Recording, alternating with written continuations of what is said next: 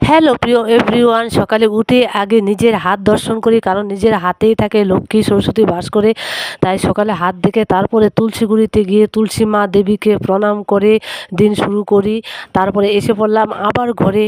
এসে আমার বর বিছনাতে বসে আছে, বললাম একটু সরো বিছনাটা গুছিয়ে নিই, কারণ যদি বিছনা রেখে যদি কাজে রান্নাঘরে চলে যায় তারপর বিছনাটা তুলতে অনেক দেরি হয়ে যায় বন্ধুরা। তাই সকাল সকাল বিছনাটা তুলতে তুলতে বোনের সাথে কথাও বললাম, কথা বলতে বলতে বিছনাটা তুলতে নিলাম, কারণ সকাল সকাল দুজনে অনেক গল্প করি। গল্প করলে মনটা অনেক হালকা হয় প্রিয় বন্ধুরা।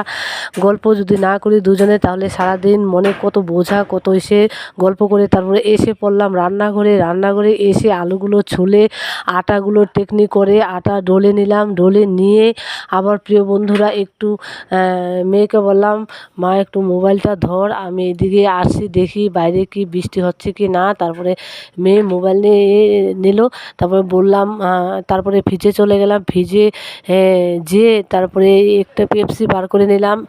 সকাল সকাল না এত গরম লাগছিল, তাই আমি ভাবলাম সকাল সকাল ফ্রিজ থেকে একটা পেপসি বার করে খেয়ে তারপরে কাজ করতে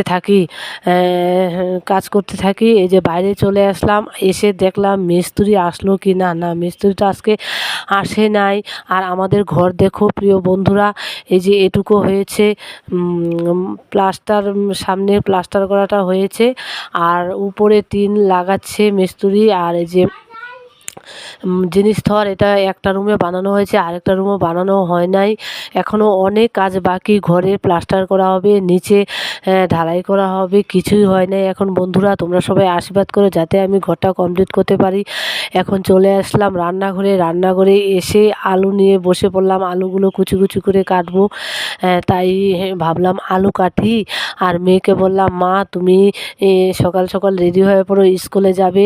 হ্যাঁ, আমিও বললাম, ছেলেকেও বললাম, ছেলে তো প্রাইভেটে গেছে, প্রাইভেট থেকে এসে পড়বে। তাই ভাবলাম সকাল সকাল রুটি আলু ভাজা করিনি, ছেলেও খেয়ে দিয়ে যাবে আর মেয়েও খেয়ে দেবে, স্কুলে যাবে। তারপরে আমার বড় সকালে আলু ভাজা রুটি ভালোবাসে, আর ঘরের মিস্ত্রি যদি আসে তাদেরকেও আলু ভাজি আর রুটি দিব, খেয়ে তারপরে কাজ করতে থাকুক। তারপরে প্রিয় বন্ধুরা ধীরে ধীরে দুপুরে রান্নাটা করব। আজকে সকালে কাজের ভিডিওটাই দিলাম, কালকে দিব দুপুরের কাজের ভিডিওটা।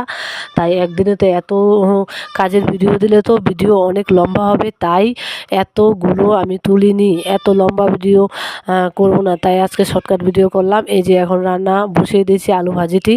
আলু ভাজি এদিকে একটা গ্যাসের চুলায় আলু ভাজা বসিয়ে দিয়েছি, আর একটা গ্যাসের চুলায় আমি রুটি বানাচ্ছি। মেয়েকে বললাম, মা তুমি আলু